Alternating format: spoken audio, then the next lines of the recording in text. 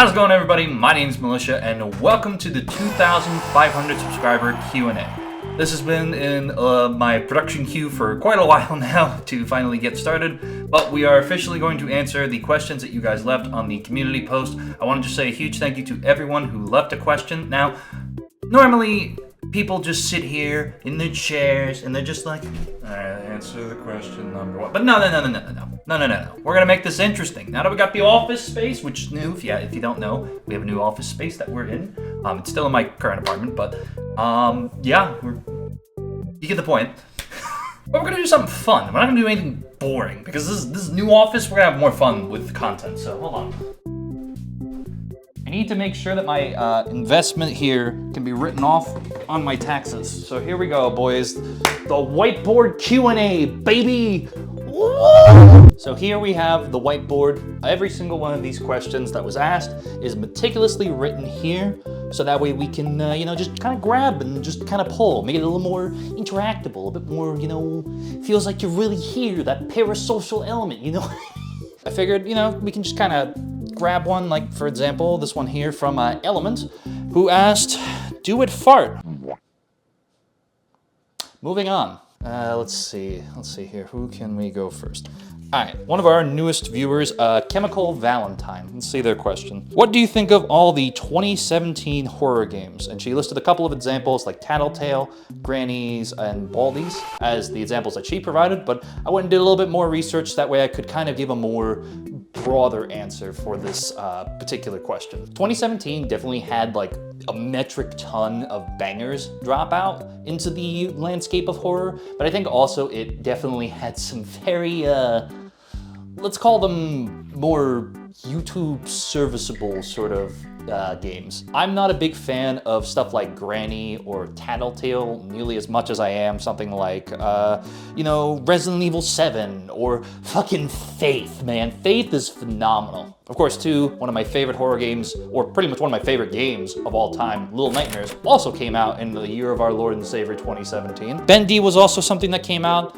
As over time, Bendy's kind of become a little bit less of my favorite thing, but I still think it's a pretty decent horror game. Doki Doki, while I have never played it, I know it is probably one of the scariest things in the world, and there are certain phrases now that will just trigger people because of that game, so I give it a pass, and I think it's very good, honestly, from what I've heard and what I've seen, of course. One of my favorite asymmetrical horror games also came out in 2017, which was Friday the 13th, God rest its soul, and Outlast 2, Soma, and Baldi's Basics and Education and Learning are kind of just not my thing. I tried to play Soma a long while back, and it just, I don't know, it just didn't click with me. Maybe I was still developing, my frontal lobe was still recovering from being bitten by the bite of 87 or some shit. Cool horror game references. I think it's sort of 50-50. I think there's a lot of good games that came out, and there's also a lot of not so much of my favorites, but I understand why people do enjoy them still, kind of things. Also, Freddy Fazbear's Pizza Sim 6 also came out, so that was also pretty fun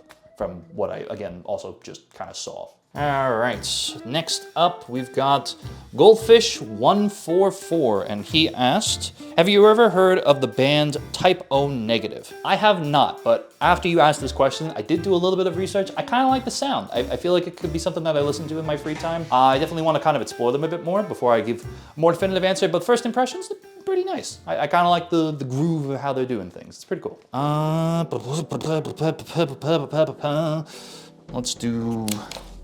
My wonderful thumbnail designer, Rackshear, asks, if you could think back to your childhood, what is a game/moment that really impacted your taste in video games or was super memorable that you realized you did love gaming? Also, who is a gaming content creator that you really think inspired your career? So this is a two-part question, so I'll answer the first one first. I think there's a couple of moments that really stick with me. I think if you want to be very fucking specific, my first real interaction with like gaming at home, obviously, besides like playing like Disney Channel games on the website and Nickelodeon games and shit. One of my favorites definitely has to be the day that my sister won her PS2, and that was a day that pretty much shapes the entire course of my life. If I never got that, I probably would not be here making gaming adjacent content and also being a video editor for a gaming YouTube channel. And that console, I mean, really I guess that really was my first real exposure to gaming. Like, I played a little bit of my cousin's GameCube and Game Boy and shit, but you know, my family was very strict against it. But then when my sister won it, it's not like they could say, no, thank you, we don't want it, no. So my mom caved and eventually ended up buying us a lot of different games, from like Lego Star Wars, ATV Off-Road Fury, things like that. And just, I always look back at the times I had with that console, both by myself and with my little cousin, who, if you've been on the channel for a very, very long time, you may remember as the little man. Now that little man is in college and he is probably taller than I am at this point. But those co-op moments of playing like Lego Batman with him and other games like Star Wars Battlefront 2 on the PS2, it sort of shaped what I was going for. But if you want to go a bit further, then there's also the time that I got my own Xbox 360. I got the Xbox 360E, which was like, I think the last one I think that they made for the 360 series. I don't know. But I remember waiting outside on Black Friday, being the first one, walked in, got my console, and left.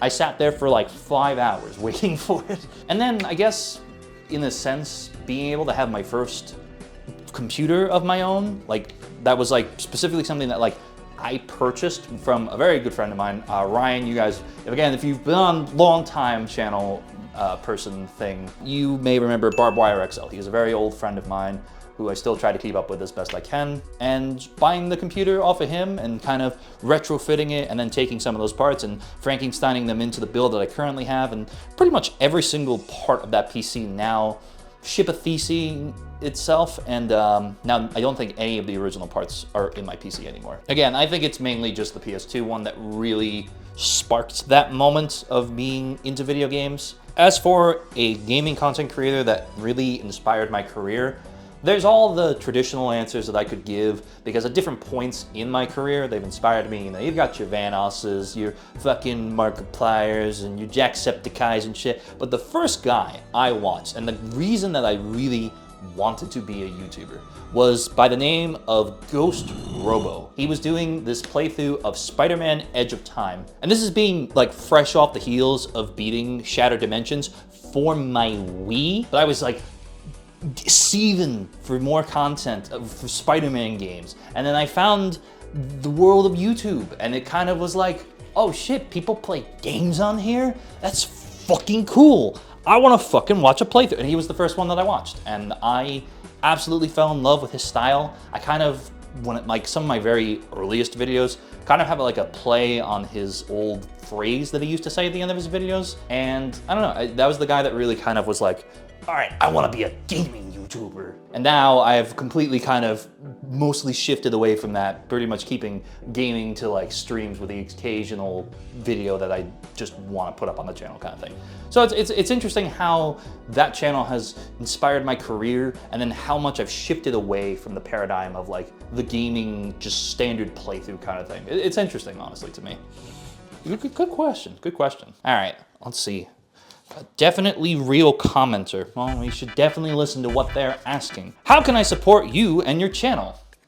Well, I'm glad you asked. The best way that you guys can support this channel at the very basic level is just by leaving likes on videos, commenting on them, you know, getting engagement on the videos and the channel as a whole, sharing stuff out, blah, blah, blah. You know the deal. But if you want to help me a little bit more and you want to help kind of support the projects that I want to do, because I definitely want to go a little bit bigger now that we have the space for like video essays and things like that, and just kind of overall increase the quality of content, the two best things that you can do are joining the channel through memberships and donating through super chats on stream. All that money is getting put towards thumbnail artists, animators, 3D designers, anything that I really need to really kind of add some zhuzh to videos that I personally can't do myself because I'm dumb and stupid and only know how to fucking make funny edits and shit. Now with memberships, I will say too, there is a lot of perks and benefits, such as,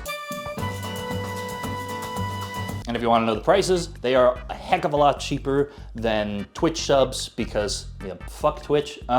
Base memberships, the Space Cadet is $1.99, and then the higher tier is $4.99, which is probably going to be what we stick with for, I think, a very, very long time, because I couldn't think of anything to do for like a third tier. So there's the base tier, and then there's the average cost of what a Twitch sub used to be, because again, fuck Twitch. Again, there is no obligation to do this, but if you do want to go that extra mile in supporting the channel and some of the wacky, goofy things that we want to do over the course of this year, that is the best way to do it. And again, I tried to make everything as cheap as possible, so that way, if you are interested, you don't have to break the bank to support me, because I understand just how much it is to live and exist in the world that we live in.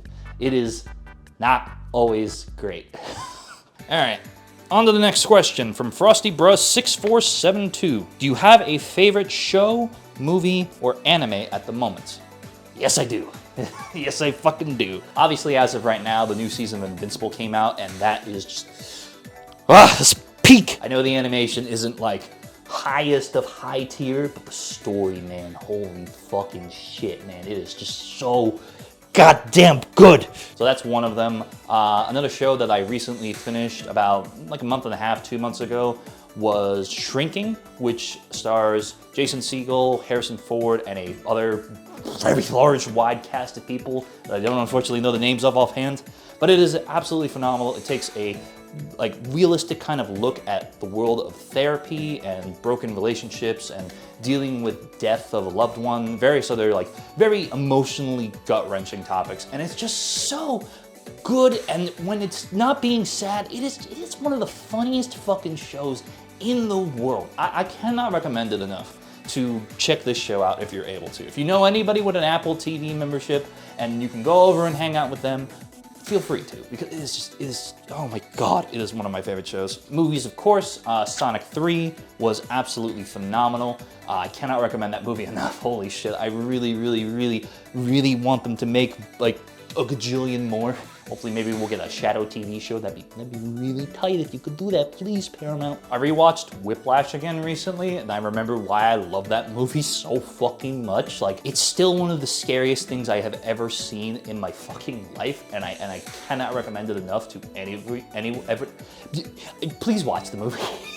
And as for anime, Solo Leveling has been my bread and butter. That has been satiating me. It is just, Arise. It's so, oh God, I need more. I need more. All right, next up, we've got Rizkun with, what's one artist or band that really has stuck with you throughout most of your life? That's a really good question, actually. One of my things that I did a lot last year was I actually went to just a metric fuck ton of, well, not metric fuck ton, it was like 3 or 4, but I went to a couple of concerts with my loving fiance, and one of the ones that really, really stuck out to me was Imagine Dragons. I know not everybody is a huge fan of them, but like, man, their songs just, yeah, it's just dopamine, man. It's so fucking hard. Another one, of course, Guns N' Roses. I still love their music, even though I know they aren't really doing anything nowadays. AC/DC. The Postmodern Jukebox has been a more recent one, but I really love what they do with taking sort of modern songs and adding that old school flair to it. I've seen them before as well. They were in a local venue, actually, to me, which was awesome to go see. Falling in Reverse. Also, if you watch Elastic George videos, you know I'm a big Falling in Reverse fan. Anytime he says the voices in my head, that there's always going to be some reference. You know there will be, or the Zombified or anything. I love that band. I love what Ronnie is doing with his music and kind of making it very realistic and applicable to life and all the gobbledygook that sometimes just happens. So those are a few. There are a lot of other ones, but those are ones that I definitely, when I think, these are like the first ones that usually come to my mind. All right, now one of my oldest viewers of all time, it's Just Me Leo, who asks, what is your favorite game of all time? That's really fucking hard, man. I think that is probably the most difficult question that always is gonna feel like it's gonna shift somewhat depending on what I'm feeling at the time and how I'm doing. But I will give you a few examples of some games that I can just go back to all the time and feel like I can just always be invested in. The Little Nightmares franchise is probably one of, if not my favorite duology in terms of like story. There's something about that world that just always has a way of sucking me back in. And I'm actually gonna go and like, replay both games in preparation for the fact that Little Nightmares 3 is going to be coming out this year, and also Reanimal, which I need that game now. So definitely Tarsier has my heart and love. And also since Bankai Namco, is releasing or publishing most of these games. Another property of theirs that I really do enjoy is my boy Pac-Man, specifically Pac-Man World 2. I also just enjoy the original Pac-Man as well. And speaking of arcaders, there is Dig Dug, not Tropic Thunder, what the fuck is it? Rolling Thunder, there we go, couldn't think of it, there we go. That game with its fucking soundtrack. I fucking, I love it so much. Arctic Thunder, also, I guess in the term of arcade games, that was a game I actually played in a physical arcade. There's of course my passive addictions. We've got Balatro, Risk of Rain, Slay the Spire, a lot of roguelikes if you can't tell. Specifically ones that also involve decks, usually. I'm very much a card person. I like poker a lot, not like in a competitive sense. I've never played competitive poker, so I can't really say. I know that's not probably what you mean. You're probably more talking about like video games. But poker, in a sense, is one of my favorite like in-person games that I also enjoy doing. Along with left, center, right, just Uno, Solitaire. I'm very boring. But yeah, those are a few games that I definitely have a very hard connection to overall. All right, two more, let's see. This is from my boy, It's Requiem TV. If you had to pick one Ninja Turtle to defend you while the other three tried to kill you, who would it be and why? I thought about this question and I wanted to wait to like really make a split-second decision, but I felt like I had to think about it just a smidge. And to be honest, I'm going with Donnie. I know he's not like the most versatile, skilled fighter and such, but like Donnie is really fucking smart. And obviously he has like fought with his brothers, so he knows how they fight. So my thought is that Donnie could incapacitate all of them with some kind of trap or some kind of maneuver. This is, by the way, like just like standard Ninja Turtles I'm thinking of. If you meant something like in terms of like the broad spectrum of the Turtleverse or some shit, then I would pick The Last Ronin. And if you know anything about that story, you know why I am picking The Last Ronin. And obviously I ain't spoiling that shit. But yeah, I'm going with Donnie though, in terms of like base, just like base turtle type things. Now the last one was asked by 3 people who are also known as the Idiotics, my little group and such. And they asked, have you heard of the up-and-coming gaming group known as the Idiotics? Have I heard of the gaming group? Yes, I know who the Idiotics are. I am one of them. But if you don't know who the Idiotics are, allow me to enlighten you a little bit on each of the members and what exactly we all do. The Idiotics is a very, I want to say somewhat different type of gaming group. We're not all playing like some specific game all the time and making the same video amongst the group and such to kind of, bring views together and try to cultivate an audience that is very much together. We're very different on how we're doing things. For starters, most of us all do something kind of different. And if we're doing something similar, it's never the same topics or the same sort of style of discussion. So let's start with our newest member, It's Pixels, who is creating more of your standard sort of gaming style content. I guess you could call it funny moments, but it's more he's getting his feet wet trying to understand what kind of style he's looking for in terms of content. I honestly love his simplistic sort of style, and he's probably one of our wittiest members in terms of like being able to come up with something really, really like that you wouldn't expect. He's kind of our wild card to some degree. Thaz is a very artistic sort of content creator. His style is slowly metamorphosizing into doing gaming moments, but with this comic book style edge to them in terms of like visuals and how things are presented. And he always tries to find ways to make the most like competitive shit just fun. He just knows how to have a good time and just kind of knows how to create a vibe that's very approachable and such. And I really do enjoy his way of producing things. And he also streams here on YouTube, which is a big bonus because not a lot of people apparently do. I like streaming on YouTube, I really do. We've then got our resident red shirt wearing I don't know how to describe him. Rec is a very loose cannon, kind of off the cuff, kind of funny sort of guy who does a lot of video essay stuff, and he's also been doing some streaming as well on YouTube, so big bonus ×2. He does video essays in a more sort of linear timeline explanation type thing, as opposed to what we do, which I'll go over in a second. But he's got this very like mid-2010s, early 2000s sort of edginess to him, and I think it really works. And he's also created some really banger shorts too. Honestly, everybody in the group has pretty much created banger shorts. I don't know why I'm just limiting it to him, but yeah. I've also known Rec the longest as well out of everybody in the Idiotics, in case anybody is curious on that. And then of course, we've got our crazy son of a bitch member, who I probably talked to, I think, out of everybody the most. You guys may not know him by his actual YouTuber name because I never call him that.